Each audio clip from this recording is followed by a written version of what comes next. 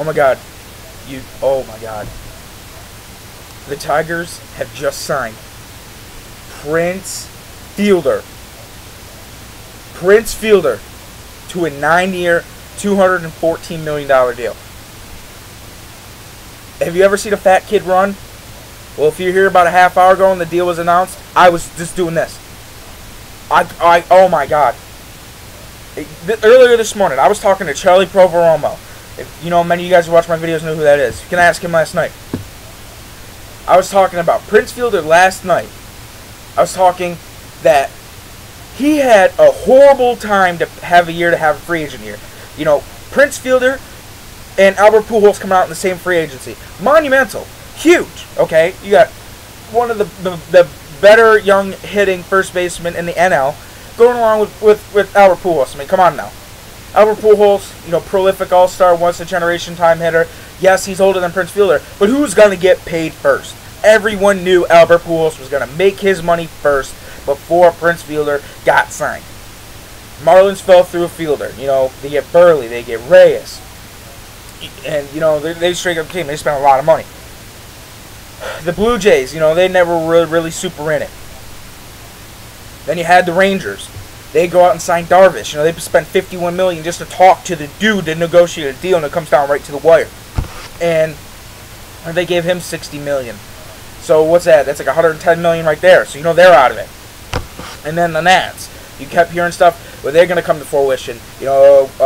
I've heard things about how the Nats didn't really want to give Prince a long-term deal because they feel right about the time Prince Fielder starts to become an inadequate first baseman, and they'd still have him for quite a few years, that they'd want to move Ryan Zimmerman to first around that time, so they were kind of skeptical about that.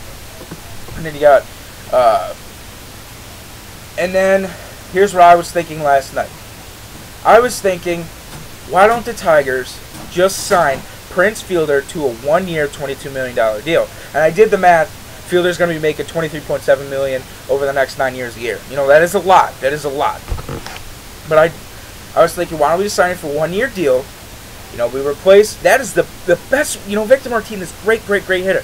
And if we were to sign a Vlad or a Damon or a Raul Ibanez, we were not even going to come close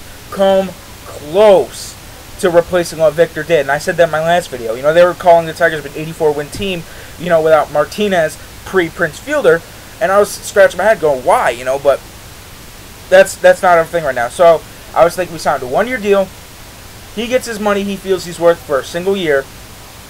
You get a healthy Victor Martinez back in 2013. Fielder will be a 28-year-old free agent. And then everyone's happy. Tigers went above and beyond that. Above and beyond that. Signed him to a 9-year deal. Now, I know people are sitting there scared right now, and the ones that are going to be most opposed to this, because Cabrera is not the same dude we got from the Marlins. He's gained some weight because he's bulked up a bit. That comes with age, maturity, and growing into his body.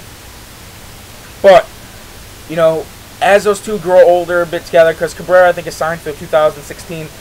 As they grow older, they could take reps at first and DH, and that way their bats stay more valuable longer. Instead of, this is why I think Fielder didn't go to a National League team. Let's face it, Fielder's a big boy, and by the time he's 33, do you really want him as an everyday first baseman, and you have no choice where to put him because there's no DH in the NL? So he had to go to an American League team, and with Texas signing Darvish, that pretty much means gone. No way. He's done. So him and Cabrera, as they grow older, and they're not exactly what you call Gold Glove third baseman. Cabrera's an adequate defender, but as they get older, they could take time off and switch as DH first baseman and take equal reps, and I think that's gonna keep them guys stronger and healthier longer, and it makes sense with the move. And I think, though, the Tigers getting Yoenis Cespedes, that's out the window. That's gone. There's no chance. The Tigers signing, maybe a Roy Oswalt, that's gone. That's out the window. There's no chance. So it's looking like this upcoming year, in the next month when they report to Lakeland, Turner will definitely be up on our 5th spot, because I highly doubt that Ilitch is going to go out and spend any more money. Now, bring my point to Ilitch. Ilitch is an old man. Mike Ilitch is a great Tigers owner. He's not afraid to spend money. Any hockey fans watching this video, the Red Wings were absolutely terrible. They're horrid. They're putrid. And then Ilitch comes around in the early 80s. You know, he dumps money into it. He dumps money in the Red Wings, and look what he did by the mid-90s. 4 cups. But a lot of people don't know this. Mike Ilitch's first true love was baseball. He wanted to be a catcher, and he was actually I think in the Tigers organization. I'm not exactly sure. I remember watching a bio on him. And as he was going around, and when he bought the Tigers, you know, all he ever wanted to see was a World Series brought to the team he loved, because he was a big-time Tigers fan. And, you know, I think that's why he went out and spent all this money. He wants to see a World Series title brought to Detroit. Now, am I saying we're the favorites, Tigers are favorites? No, I'm not saying that. But I'm saying he went out and he spent the money, and he knew what he wanted to do, and he got the deal done. And he just wants to see, because I think he's 85, he just wants to see his team, his love, his true passion, finally win a title and bring it to Detroit. Now, here's what I think this means for the Tigers. Viemart's going to come back next year with 2 years left on his deal, but he's going to be a 34-year-old guy. And now this is where I'm kind of scratching my head going, what are we going to do with Martinez? Now, here's what I think that's going to happen with Martinez. I think what they're going to end up doing is somehow find a way to do this merry-go-round at DH.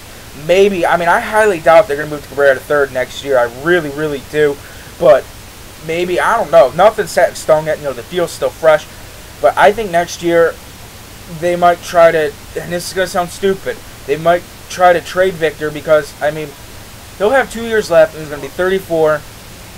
And, you know, after next year, you know, coming in next year, he'll have a year left on his deal. You know, coming into 2013 because he's done 2014. I think maybe the Tigers would, you know, trade him at the deadline next year and eat some of the contract. That way, you completely free up the DH spot, you know, just for Victor, or not for Victor, for Fielder and Cabrera. I think that's what is going to happen. I'm not 100% sure, but if I was running the Tigers, I think that's what I would have to do because, you know, you sign Fielder and Cabrera, there's really no room for Martinez. But, you know, I came on here asking how are we going to replace Martinez. I said Carlos Pena, blah, blah, blah. We got the best option on the market. Losing Martinez does nothing to the sign-up. I mean, sure, Martinez is a lot, you know, he hits for average more than Fielder does. But, you know, Fielder's just him and Cabrera. I can't even believe that they're in the same lineup. Those two guys are going to be protecting one another.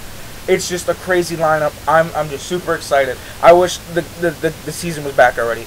I'm just stuttering. I sound stupid. I don't even care. I just can't believe it. It's just amazing day, amazing day, and I just can't wait for baseball. So sorry for the length of this video. You know, that's just my thoughts. And go Tigers! I can't wait for baseball.